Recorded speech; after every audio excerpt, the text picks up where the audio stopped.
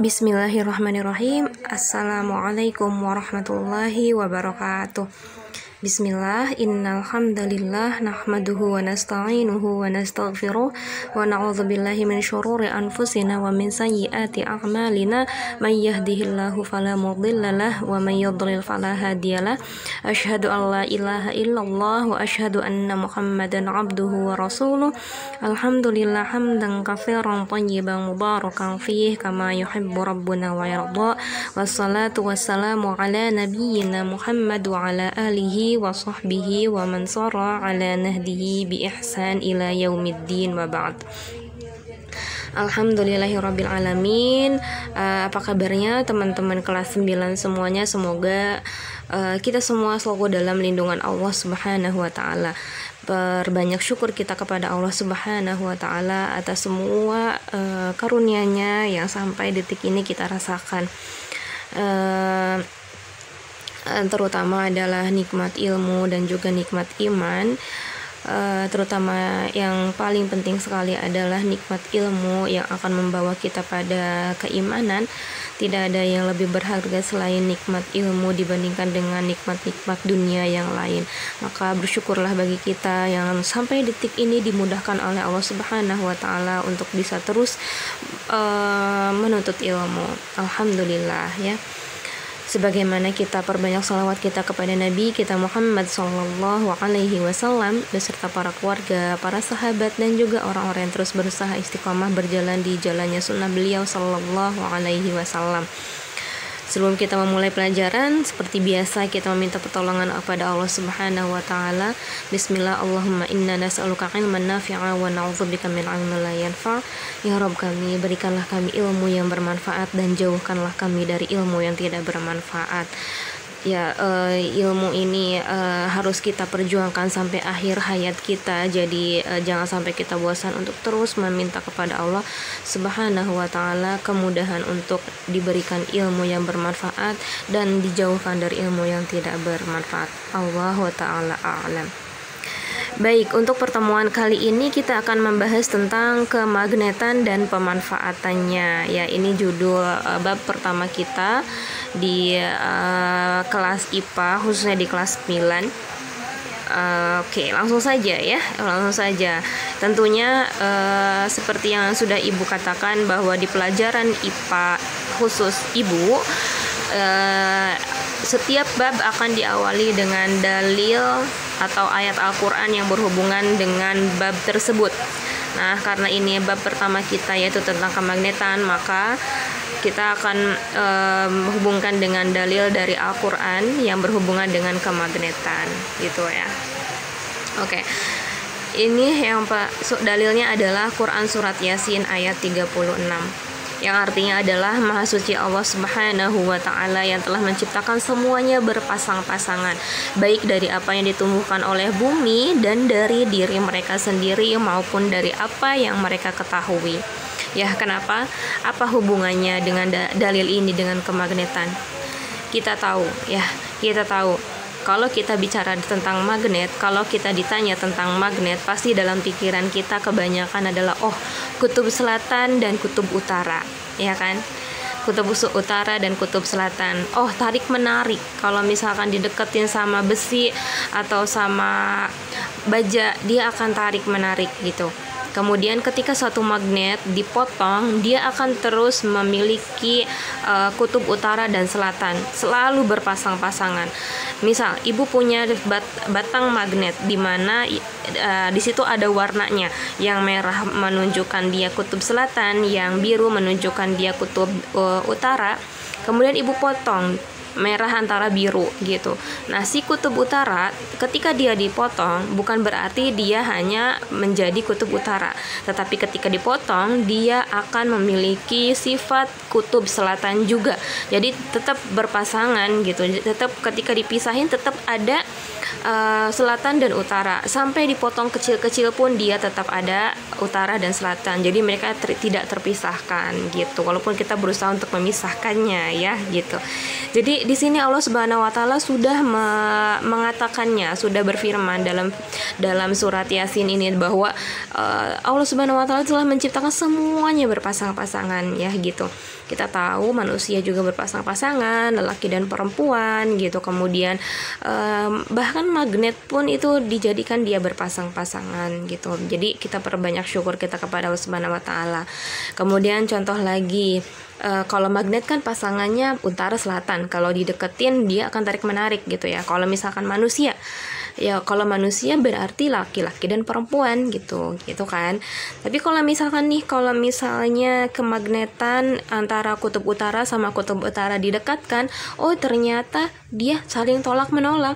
Begitupun dengan manusia. Kalau laki-laki dan perempuan, laki-laki dan laki-laki, kalau misalkan didekatkan, itu fitrahnya itu tidak ada yang namanya ikatan gitu ya. Jadi mereka pasti akan tolak menolak, itu fitrahnya. Terus sama juga kalau misalkan kutub selatan dengan kutub selatan didekatkan, kan sama-sama selatan tuh, tadi sama-sama utara gitu kan. Mereka kalau sama-sama itu saling tolak menolak. Begitupun perempuan dengan perempuan gitu. Jadi tidak ada yang namanya lesbian, tidak ada yang namanya gay, tidak ada yang namanya homoseksual gitu ya. Itu hanya orang-orang yang jauh dari hidayah Allah Subhanahu wa taala. Kita berlindung kepada Allah Subhanahu wa taala. Nauzubillah summa nauzubillah. Oke.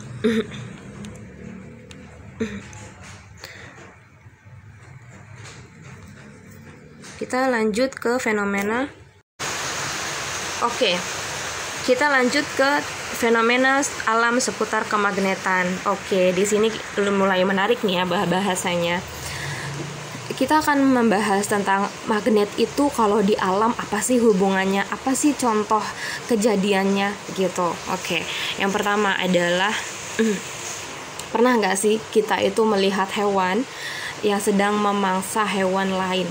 Atau ada nggak sih yang dari kita pernah melihat sekelompok hewan yang sedang bermigrasi?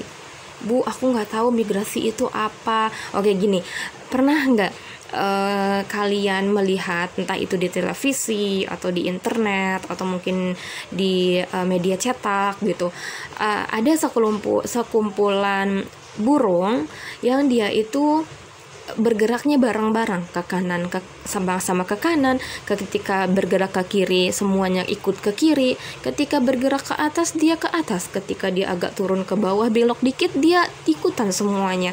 Dan itu burungnya banyak banget gitu. Ada nggak sih yang pernah lihat gitu? Terus pertanyaannya, kok bisa ya sekompak itu gitu? Kok bisa ya mereka itu lucu kelihatannya gitu kan ya?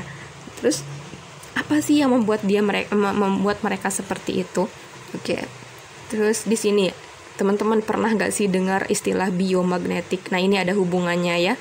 Kenapa mereka bisa bergerak barengan kayak gitu? Ada hubungannya dengan biomagnetik. Apa itu biomagnetik? Apa itu migrasi? Ya, mari kita bahas. Oke. Yang pertama dulu, contoh hewannya ya. Yang pertama adalah migrasi burung. Seperti yang tadi Ibu sebutkan ya, bahwa hewan ini bermigrasi dengan memanfaatkan medan magnet bumi. Gitu ya. Jika selama ini itu kita hanya melihat fungsi magnet untuk produk-produk rumah tangga, ternyata magnet juga ada di dalam tubuh makhluk hidup. Yaitu burung itu ternyata di dalam tubuhnya itu memiliki magnet gitu, yang kita nggak tahu nih besarnya itu seberapa gitu. Hanya Allah Subhanahu wa taala yang tahu dan bisa mungkin untuk diteliti gitu. Tapi Ibu pribadi wallahu taala alam berapa besarnya Ibu belum tahu gitu. Tapi di situ ternyata ada gitu. Sebagai apa? Sebagai alat navigasi, atau kita sebutnya apa ya kalau sekarang itu GPS ya gitu, sebagai alat navigasi. Nah, penggunaan magnet dan sifat kemagnetan di dalam tubuh hewan ataupun pada manusia, ternyata kita juga punya loh. Di tubuh kita sendiri itu ada sifat magnetnya. Nah, penggunaan sifat magnet yang ada di dalam tubuh hewan atau manusia itu disebutnya tadi biomagnetisme gitu ya. Seperti contohnya burung elang, kemudian burung layang-layang, burung merpati pos. Lah, kok merpati pos? Ya kalau dulu itu zaman kapan ya gitu. Pokoknya mau mengirim pesan itu bukan melalui WhatsApp ya, tapi melalui burung. Makanya burung merpati pos namanya. Nah, ternyata ini dilakukan penelitian pada tahun 1974 oleh Cornell dengan memasang magnet pada kepala burung merpati, yang merpati pos ya ini. Nah, jadi awalnya gini ceritanya. Si merpati pos ini kan dia kan nggak suka tersesat nih ketika dimintai sama si yang punya untuk mengirimkan pesan ke temannya misalkan gitu. Dan dia itu pas berangkat nyampe, pas balik lagi juga nyampe gitu. Nah, tapi sama si Cornell ini dia melakukan penelitian dengan cara mengasih magnet ke kepala burung merpati tersebut gitu. Dan ternyata apa yang terjadi setelahnya, burung merpati itu ternyata tersesat. Dia nggak bisa balik lagi ke tempat si yang punya burung gitu. Dia itu kehilangan arah gitu. Kenapa hal itu bisa terjadi? Kenapa coba? Karena sifat alamiah magnet yang ada dalam tubuhnya itu terganggu oleh magnet yang dipasang di kepalanya oleh si Cornell gitu. Jadi si Cornell ini kan masang magnet di kepalanya. Nah, itu justru dia merubah sistem alami magnet yang ada dalam tubuh burung merpati tersebut, sehingga dia jadi salah arah nih. Yang biasanya ke selatan kok dia ke utara gitu. Dan burung kan tidak seperti manusia, dia tidak bisa membedakan ini benar atau salah gitu. Dia hanya bergerak menurut instingnya gitu ya. Jadi malah dia tersesat. Maka di sini si Cornell ini membuktikan bahwa benar, ternyata di dalam tubuh burung itu ada biomagnetisme gitu kira-kira ya, sehingga dia itu bisa tidak tersesat gitu. Oke, gitu ya. Kemudian apalagi? Ya, contohnya gitu. Contohnya kalau misalkan kalian melihat tadi yang sudah Ibu katakan bahwa ada fenomena burung yang dia itu bermigrasi. Migrasi itu apa sih? Migrasi adalah berpindah tempat. Jadi berpindah tempat hidup gitu. Misalkan dari tempat A ke tempat B. Kenapa kok berpindah gitu? Bisa saja ini karena cuaca. Misalkan di tempat A dia yang tempat hidupnya adalah di tempat yang panas, ternyata dia memasuki musim dingin sehingga dia harus berpindah ke tempat yang dengan cuaca yang panas gitu. Nah, biasanya burung-burung yang bermigrasi ini adanya di daerah-daerah dengan iklim atau cuaca memiliki 4 musim gitu. Kalau kita di Indonesia kan ada 2 musim, hujan dan kemarau gitu. Jadi jarang kita lihat gitu. Tetapi kalau misalkan di daerah-daerah dengan 4 musim itu biasanya mereka akan melakukan migrasi ini gitu ya. Jadi lucu kelihatannya, ke kanan semua, ke kiri semua gitu. Jadi bergerombol gitu. Itu apa yang membuat mereka kompak seperti itu? Apa yang membuat mereka bisa sampai ke tempat tujuan di daerah panas misalkan, yaitu adalah karena di dalam tubuh mereka ada magnet alami gitu yang menghantarkan mereka ke tempat yang dituju gitu ya. Maha besar Allah dengan segala ciptaannya. Allahu Akbar. Oke, yang selanjutnya adalah migrasi ikan salmon ya. Jadi ikan salmon juga ternyata dia melakukan perpindahan tempat hidup gitu. Oke, ikan salmon ini adalah ikan yang hidup di antara Samudra Pasifik dan juga Samudra Atlantik. Nah, luas banget kan, samudra itu tidak seperti sungai gitu. Tidak seperti laut biasa gitu, tapi udah samudra, udah luas banget cakupannya. Jadi dia itu di antara Samudra Pasifik dan Samudra Atlantik. Nah, ternyata si salmon ini melakukan migrasi, tujuannya adalah untuk berkembang biak. Kalau tadi burung itu melakukan migrasi untuk mencari tempat hidup, kalau dia untuk berkembang biak gitu. Penelitian itu pernah dilakukan bahwa kumpulan ikan salmon itu melewati sungai Fraser di Kanada dapat kembali lagi ternyata ke sungai tersebut dalam waktu 2 tahun. Coba kita bayangin, kita aja nih kadang manusia kalau misalkan ke tempat A misalkan gitu, belum tentu bisa balik lagi ke tempat tersebut dengan bisa aja itu tersesat gitu, itu manusia gitu ya. Tapi yang punya pikiran, yang punya ingatan gitu, karena terkadang kita lupa gitu kan. Tapi ini si salmon ini ternyata dia itu bisa balik lagi secara alami, padahal dia itu kan nggak punya pikiran gitu ya. Dalam waktu berapa? Dalam waktu 2 tahun gitu, mengarungi samudra loh. Ini samudra itu luas kan gitu. Jadi kok bisa ya nggak tersesat gitu kan, itu luas banget gitu, ke kanan ke kirinya itu bisa aja kemungkinan besarnya tersesat. Tapi ya itu maha besar Allah dengan segala ciptaannya, mereka bisa menempuh perjalanan seluas itu dan kembali lagi di titik awal, yaitu di sungai Fraser itu dalam waktu 2 tahun dengan selamat gitu ya. Jadi dengan sampai kembali gitu. Makanya itu kita perbanyak syukur, perbanyak bahwa ciptaan Allah itu maha sayang, tidak hanya kepada manusia saja gitu, tetapi kepada ikan salmon pun Allah maha sayang gitu. Gimana kalau misalkan Allah nggak tolong, pasti dia tersesat. Kalau dia tersesat bisa aja masuk ke sungai gitu, dan kalau misalkan di sungai dia nggak bisa bertahan untuk hidup gitu kan, gitu ya. Nah, hal ini karena apa? Karena sungai Fraser itu memiliki medan magnet tertentu yang dapat dideteksi oleh ikan salmon gitu. Jadi si sungai Fraser ini daerah situ itu memang ada medan magnetnya yang dia itu udah klop banget deh sama tubuh ikan salmon gitu. Jadi mereka bisa mendeteksi, oh kesini nih, kok sungai Fraser kesini kayak gitu ya. Wallahu ta'ala a'lam bishawab. Oke, selanjutnya apa? Selanjutnya adalah penyu. Ya, sama aja, penyu ini melakukan migrasi ya. Penyu ini memulai dan mengakhiri migrasi itu dari pantai timur Florida, Amerika Serikat.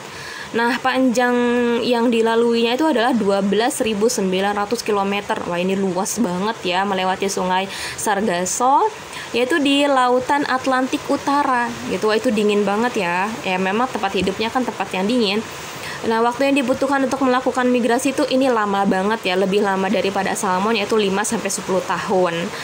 Nah, tidak seperti migrasi pada hewan yang lain, biasanya sih kalau misalkan salmon sama burung itu mereka melakukan migrasi itu kan bareng-bareng ya, berkelompok gitu. Tapi kalau misalkan penyu, dia bisa bermigrasi sendiri. Jadi sendirian itu dia bisa berani dan berhasil gitu. Jadi wah, mandiri banget ya ini si penyu ya. Kemudian seorang peneliti bernama Kenneth Lohman dari Universitas Carolina Utara mempelajari tingkah laku tukik. Siapa itu tukik? Tukik adalah anak penyu yang kecil-kecil itu ya. Saat dihadapkan dengan medan magnet yang berbeda, nah peneliti tersebut meletakkan penyu ke dalam sebuah wadah air yang dikelilingi alat yang dapat menimbulkan medan magnet. Nah, medan magnet yang dihasilkan disesuaikan dengan medan magnet jalur migrasi penyu gitu. Kemudian apa yang terjadi? Nah, hasil pengamatan menunjukkan bahwa penyu mengikuti jalur migrasi yang diberikan. Jadi dia tuh udah langsung otomatis ke situ gitu, udah feelingnya langsung udah instingnya langsung ke situ gitu ya.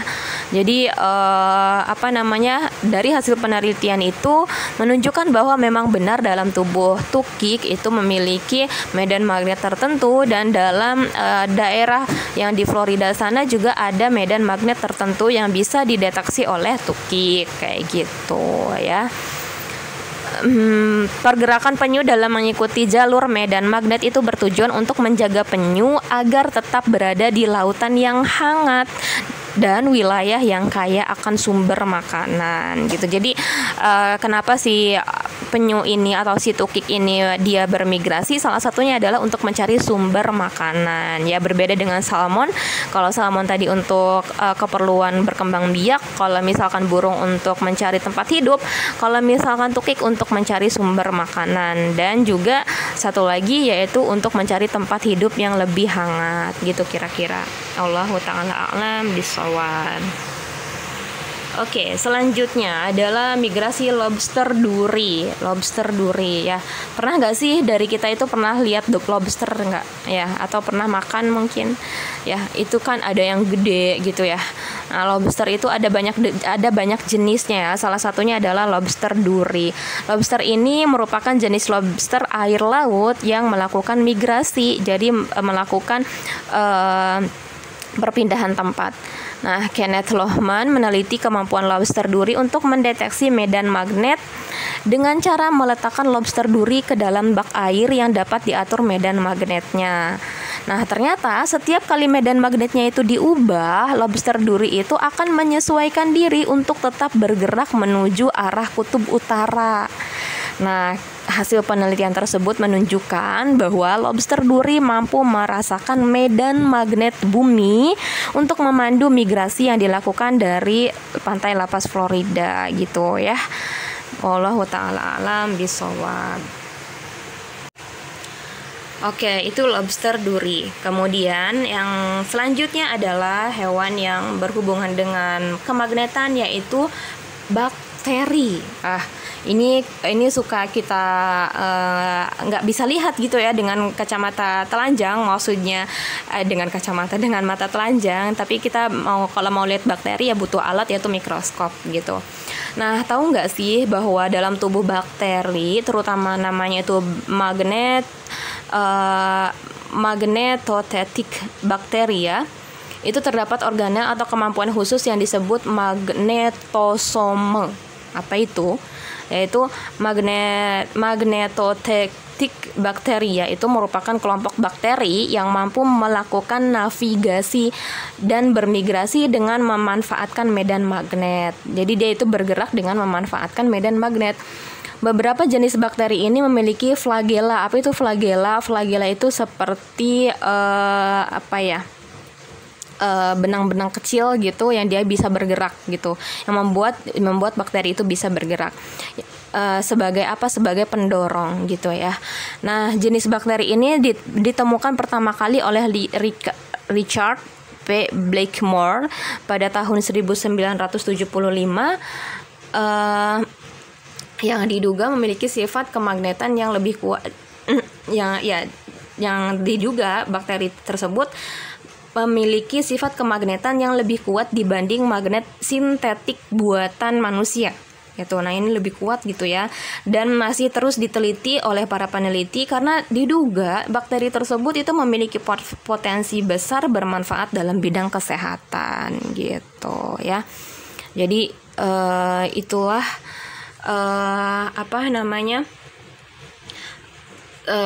seputar tentang bakteri yang ternyata memiliki sifat magnet juga dalam tubuhnya, sehingga dia bisa dapat bergerak. Di samping itu juga dia ada flagela juga yang ada dalam tubuhnya untuk membantu dia bisa bergerak gitu ya.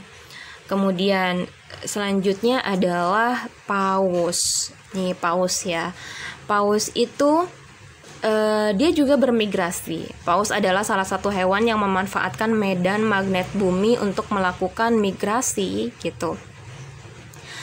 Tapi sayangnya migrasi yang dilakukan oleh paus ini tidak seberuntung hewan lain. Kenapa? Karena dalam perjalanannya banyak kawanan paus yang tersesat. Kita pernah nggak sih, di Indonesia itu sering banget ya, terutama di pantai-pantai Jawa kayak gitu, itu sering banget ada paus-paus yang terdampar di pesisir pantai dekat dengan masyarakat gitu, dekat dengan permukiman masyarakat gitu. Nah, kok bisa sih paus yang segede itu bisa terdampar kayak gitu, kasihan ya gitu. Nah, kenapa ini bisa terjadi gitu? Salah satunya adalah paus ini kan dia bergerak dengan tadi medan magnetnya gitu ya. Nah, namun ternyata di